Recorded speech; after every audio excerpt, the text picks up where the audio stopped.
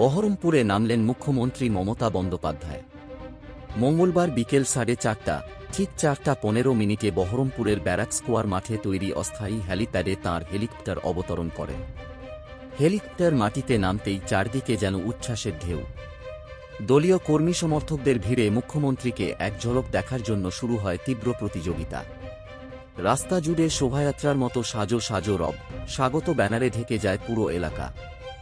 আগামী 3 দিন ধরে মুখ্যমন্ত্রী থাকবেন মুর্শিদাবাদ জেলা সফরে। এই সফরকে ঘিরে প্রশাসনের তরফে আঁতোসাঁতো নিরাপত্তার পাশাপাশি শহর জুড়ে তৈরি হয়েছিল উৎসবের আবহ। মুখ্যমন্ত্রী বহরমপুরে পৌঁছানো মাত্রই তাঁর সফরসূচি প্রকাশ্যে আসে। বুধবার তিনি মালদা জেলায় যাবেন সরকারি পর্যালোচনায় অংশ নিতে। আর বৃহস্পতিবার বহরমপুর স্টেডিয়াম মাঠে অনুষ্ঠিত হবে তাঁর বড় রাজনৈতিক জনসভা। এই জনসভাকে কেন্দ্র করে ইতিমধ্যেই উত্তেজনার পারদ চড়ে উঠেছে জেলা জুড়ে।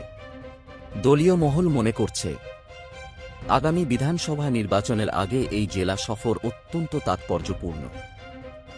রাজনৈতিকভাবে গুরুত্বপূর্ণ মুর্শিদাবাদে মুখ্যমন্ত্রী নিজের শক্ত অবস্থান ধরে রাখতে চাইছেন, এমনটাই মত বিশেষজ্ঞদের। অন্যদিকে মুখ্যমন্ত্রীকে স্বাগত জানাতে আগেভাগেই জড়ো হন হাজার হাজার কর্মী ও সমর্থক। ব্যারাক স্কোয়ার মাঠের চারদিকে শোনা যায় একটাই স্লোগান, দিদি দিদি। মঞ্চ থেকে রাস্তা, সবখানেই উৎসবমুখর পরিবেশ।